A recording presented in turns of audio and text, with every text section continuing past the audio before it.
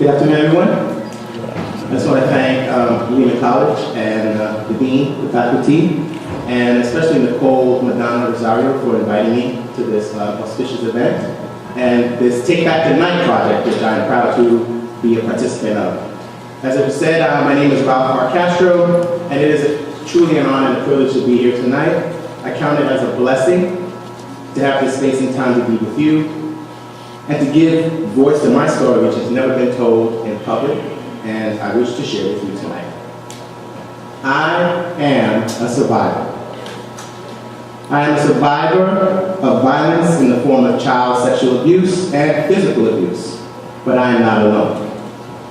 My mother had me at 15, already an alcoholic, and on the way to becoming a heroin addict. It was these addictions that forced her to kind of be on her own and constantly leave us alone. I have two other siblings, a sister who's 2 years younger than myself, and I, as a child, helped to get her ready for school. Several years later, my brother was born, but he was taken away from us due to a drug debt that my mother had. He was legally taken away from us. My search for him to this day has been to no avail. But I feel in my heart that he was saved from the cycle of violence. So I'm hopeful that I will find him eventually. Because of abandonment, neglect, and eventually the foster care system, my DP took us in and took legal custody of my sister and me. As was said earlier, we were products of the welfare system, first as a means for my mother to support a habit, and later because my grandmother or my DP needed to feed us.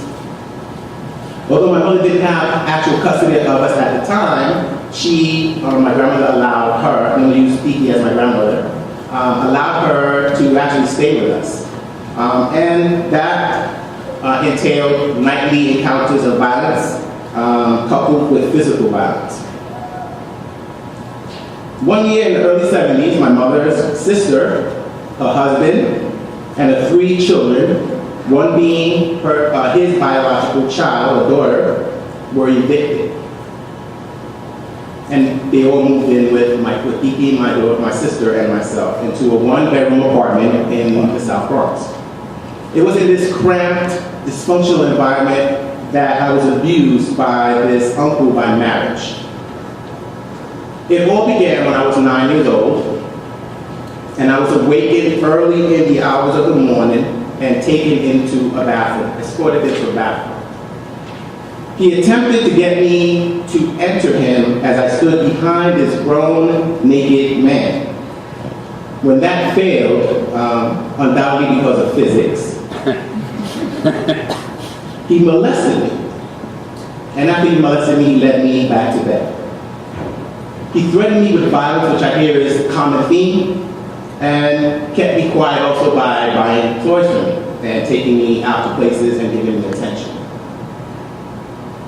A few years later, after they had already moved to another apartment, this same aunt came home early from work, and lo and behold, she caught her husband with his stepdaughter in a towel molesting her. She divorced him, kicked him out, and yet he managed to stay around the family.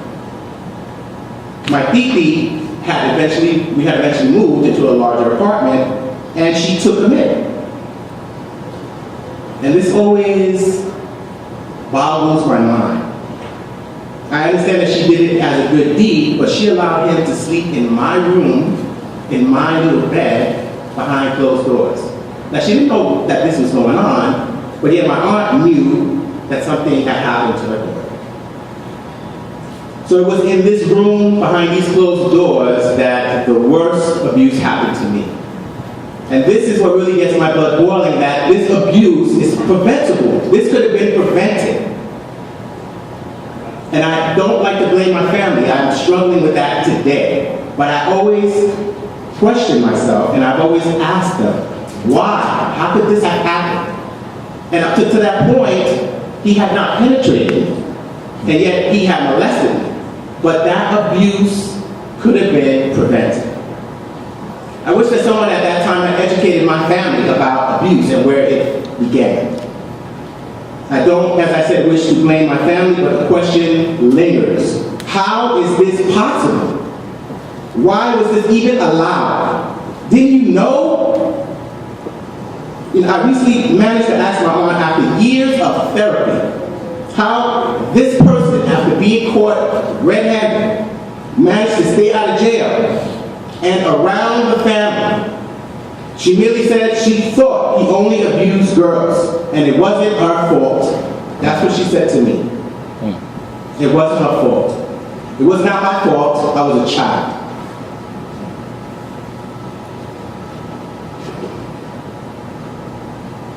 The impact abuse has on people goes beyond the physical touching. It is an act of stealing power. It borders soul snatching. When you are sexualized, power is taken away from you and you learn that love equals sex and power equals violence. How do I get my power back? And what are the consequences that come with regaining that power? Well, you practice what you are taught. I went from being a studious and polite, college-bound kid, reading 12th grade in elementary school, to a dark, troubled child acting out, and constantly fighting because of the trauma. I was subjected to a battery of tests, including psychiatric evaluation, and yet I never openly spoke of the sexual abuse until I was in my mid-40s. I joined the gang, seeking, believe it or not, affection and attention. I eventually had to drop out of high school because my ED could no longer take the violence. The constant screaming, the constant violence coming in late at night, the radio being blaring at 3 in the morning. She just had enough, and she had to leave us. That was, despite all my trauma and hardship, the hardest day of my life. I lived in the street for a while. Subsequently, I became addicted to cocaine first, then crack cocaine. I was a crackhead. I began stealing to support my habit and my addiction. I behaved in risky, life-threatening behaviors, both physically and sexually. I became promiscuous and careless. I didn't care anymore. Eventually, I contemplated suicide. I regretfully perpetrated violence to the girlfriends who were trying to help me and those that I managed to live with, as well as anyone who had the misfortune of encountering my rage. I was arrested for assault with a deadly weapon and several petty larceny charges, and I did time upstate. I did years of probation and community service. It was in an attempt at personal transformation approximately 5 years ago that I began down the lifelong path of healing. It was suggested that I write a poem or write poetry about my trauma as a way to release some of the tensions that I was holding within. I would like to share my first poem with you. It's called Darkness Consumes the Light.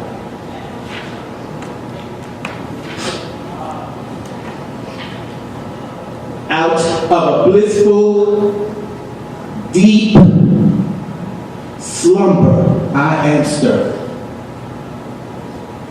Visions of toys and childish things now blurred. Through wispy, sleepy, innocent eyes, I see a grown, naked man standing in front of me.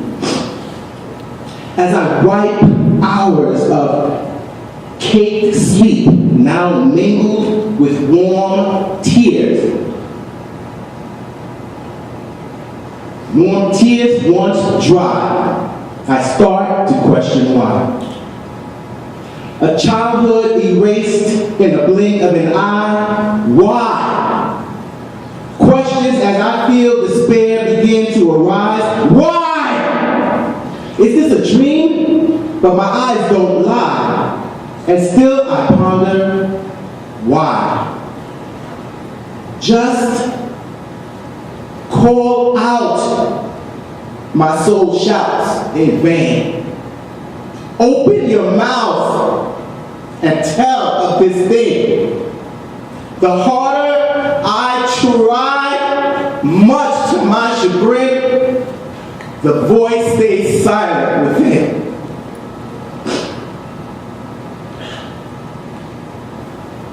You want me to do what?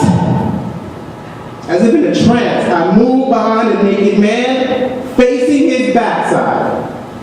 I hear a noise. Lord, I hear a noise.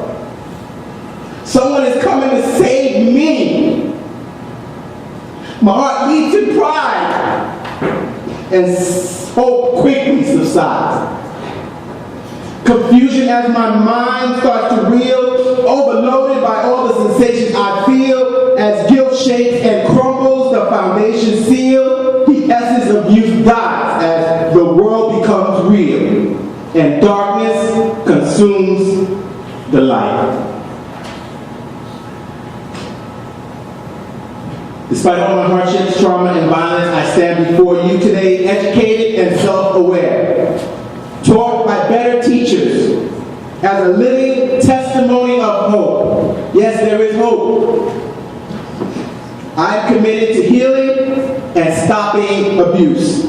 I'm still here, and I ask you to come and join with me in making a pledge against violence. As it was said earlier, please visit the Stop Abuse Campaign website, stopabusecampaign.com, and please make a pledge to end violence today. I thank you for your time.